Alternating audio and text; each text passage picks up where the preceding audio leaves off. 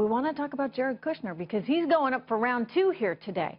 President Trump's son-in-law and senior advisor is back on Capitol Hill for the second day in a row. He's got private meetings with congressional investigators from the House Intelligence Committee. You'll recall, of course, that he was questioned yesterday by the Senate panel, insisting he had nothing to hide. There was no collusion.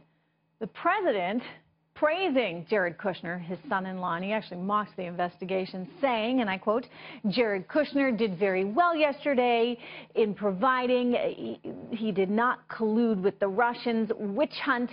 Next up, 11-year-old Baron Trump." So in other words, driving home the point that they're going after everyone right now. The host of Fox News' MediaBuzz, Howard Kurtz, he joins me right now with more. And Howie, again, I'll just point out, and we can get to this in just a second, what's going on there on the Senate floor. But what did you think of Jared yesterday? I mean, did he do the right thing going out there and talking to the media briefly by releasing that 11-page statement and really sticking to the script and saying, look, nothing happened here? Absolutely, and here's why. In a White House that often seems to be a step behind in catching up to stories about the Russia investigation, including those they think are hogwash, Jared Kushner, before sunrise yesterday, had his 11-page statement out to the media. I saw stories as early as 6 a.m., a lot of headlines that said, "I did not collude with Russia," and beyond that, he not only kind of framed the media narrative and got his side out with some detail, I might add, but then the famously camera-shy son-in-law of the president went before the cameras on the White House driveway, repeated a shorter version for television, understanding that television needs visuals, and I've seen those comments replayed in a loop now, for 24 hours. Mm-hmm. He seemed a little nervous. By the way, Donald Trump is speaking right now. We had just mentioned that he was meeting with the Lebanese Prime Minister. Let's listen in to hear him. We have watched the tremendous progress made in Lebanon. It's not easy. It's not easy.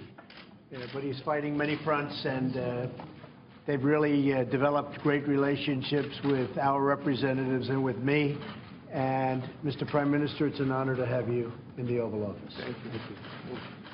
It's an honor to be here with you, Mr. President, and also we're happy to make sure that this partnership that we have fighting ISIS and all terrorism is ongoing, and we'll keep on this partnership, hopefully, for the best of the region. And I hope that in our talk we will have much more, much more talk about this issue. We will. We will. Thank you all very much. Thank you. President, how's Wall Street responding to your administration? How's Wall Street responding to your administration?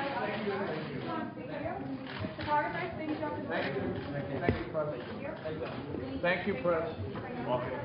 You can see all the reporters there wanting to ask a question. They all jumped in simultaneously.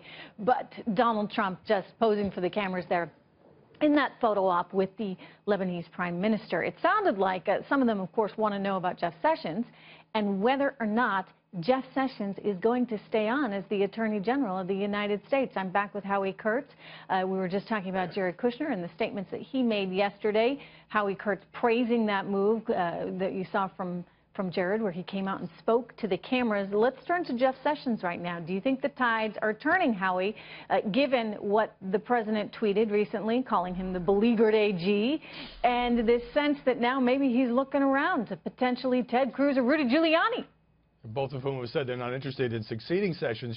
This has become the media mystery of the last 48 hours, Trish, because the president can pick up the phone and fire Jeff Sessions in the next 5 minutes. He doesn't need any reason. He's a cabinet member who serves at the pleasure of the president. Instead, he's mounted this sort of extraordinary assault on him on Twitter, repeated tweets about beleaguered, very weak on Hillary Clinton, practically telling him he'd like to see him investigate his former rival in the presidential campaign.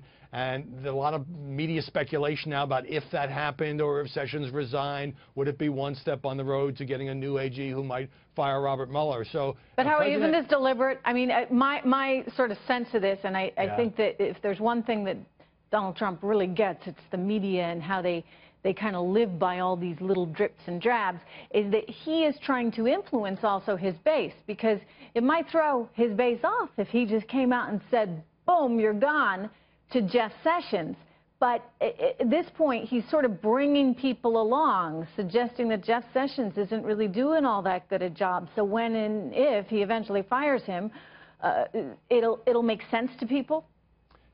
President may well be laying the groundwork here, or he may just still be angry, as he said to the New York Times last week, about the Attorney General's failure, or decision, excuse me, to recuse himself in the Russia investigation, which Donald Trump sees as starting a whole domino effect leading up to the appointment of the special counsel. I don't know. I just will say this. It is extraordinary to see a sitting president go after his own appointee, the guy running the Justice Department, with these tweets, but then again, Donald Trump does things differently. Yeah, he certainly does.